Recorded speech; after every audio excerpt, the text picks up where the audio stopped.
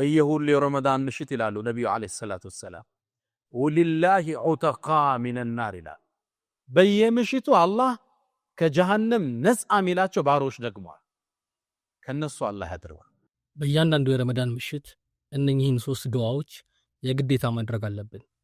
እነኚህም ዱዓዎች እጅግ በጣም ቀላልና ለኛም ብዙ ጠቀሜታ ያላቸው ዱዓዎች ናቸው። ከረሱል ሰለላሁ ዐለይሂ ወሰለም በተላለፈልን ሐዲስ መሰረት በእያንዳንዱ የረመዳን ምሽት አላህ የተወሰኑ ሰዎችን ከእሳት መዝገብ ላይ ይቀንሳል። ይህ ተግባርም በእያንዳንዱ የረመዳን ምሽት ይቀጥላል። ከረመዳን የመጀመሪያው ቀን አንስቶ እስከ ረመዳን የመጨረሻው ቀን ማለት ነው። ስለዚህ ከነኚህ ሰዎች መካከል እንድንሆን አላህን የምንጠይቅበት ዱዓ አለ። እስቲ ዱዓውን ከመናገሬ በፊት አንድ ጥያቄ ልጠይቃችሁ። ይህ ሰውዬ ከእሳት መዝገብ ላይ ነፃ ሆኗል ማለት ምን ማለት ይመስላችኋል? እናም ከነኚህ ሰዎች መካከል እንድንሆን አላህን የምንጠይቅበት ዱዓ ረበና አዕቲቅ ሪቃበና ሚነናር፣ ረበና አዕቲቅ ሪቃበና ሚነናር፣ ረበና አዕቲቅ ሪቃበና ሚነናር። ይህንንም ዱዓ በእያንዳንዱ የረመዳን ምሽት ማለታችንን ማስታወስ አለብን። የመጨረሻዎቹ 10 ሌሊቶች እስኪመጡ ድረስ አትጠብቁ። ካሁኑ ከዛሬዋ ቀን ጀምሮ ይህንን ዱዓ በተደጋጋሚ ማለት መቻል አለባችሁ። አላህም ይህን ዱዓ ከሚቀበልን ሰዎች መካከል ያድርገን። ይህ ዱዓችንም ተቀባይነት አግኝቶ ስማችን ከእሳት መዝገብ ላይ የሚነሳ ከሆነ በሚቀጥሉ ዓመታቶች ላይ ብንሞት ወይንም የሆነ ነገር ቢያጋጥመንና ወደ እሳት ከመግባት የተጠበቅነን ማለት ነው። ሱብሃንአላህ። አላህ ከነኚህ ሰዎች መካከል ያድርገን። ሁለተኛው ዱዓ ደግሞ ለይለቱል ቀድርን ለማግኘት የሚደረግ ዱዓ ነው። በሐዲስ ተላልፎ እንደመጣልን ለይለቱል ቀድር በረመዳን ውስጥ የምትገኝ ስትሆን እጅግ ወርቃማ ሌሊት ናት። ከመጨረሻዎቹ የረመዳን 10 ቀናቶች ውስጥ በአንዱ ውስጥ ትገኛለች ተብሎም ይጠበቃል። የትኛዋ እንደሆነች በግልጽ አልተነገረንም፣ ግን ቺህን ሌሊት አላህ እንዲወፍቀን የሚደረግ ዱዓ አለ። እሱም ዱዓ አላሁመ በልግና ለይለቱል ቀድር፣ አላሁመ በልግና ለይለቱል ቀድር፣ አላሁመ በልግና ለይለቱል ቀድር።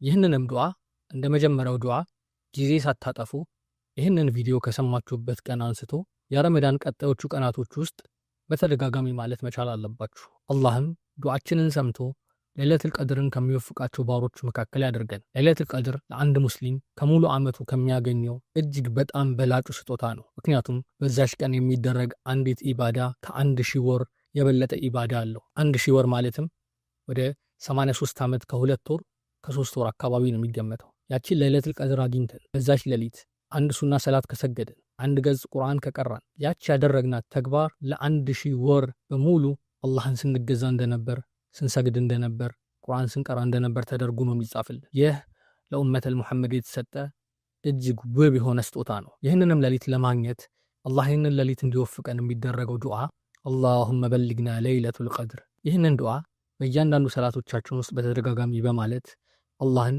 ያቺን ውብ የሆነችዋን ሌሊት እንዲወፍቀን መማጸን አለብን። አላህ ለይለቱል ቀድርን ከሚያገኙት ባሮቹ መካከል ያድርገን። ሶስተኛው ዱዓ ደግሞ በረመዳንም ሆነ በሌላ ጊዜው ኢባዳ አድርገን ኢባዳችን ተቀባይነት ካላገኘ እንደከሰረ ሰው ነው። የምንሰራው ኢባዳ በኢኽላስ መሆን አለበት። አላህም ይህንን ስራችን ተቀብሎናል አልተቀበለንም እጅግ በጣም ጥያቄ ውስጥ የሚገባ ነገር ነው። ምክንያቱም ሌሊቱን ሙሉ ስንሰግድ፣ ቀን ሙሉ ስንጾም ውለን ስራችን ተቀባይነት ላይ ኖሮ ይችላል። አላህ ስራቸው መና ከሚቀሩ ባሮች መካከል ያድርገን። አላህ ስራችንን እንዲቀበለን የሚያደርግ አንድ ዱዓ አለ።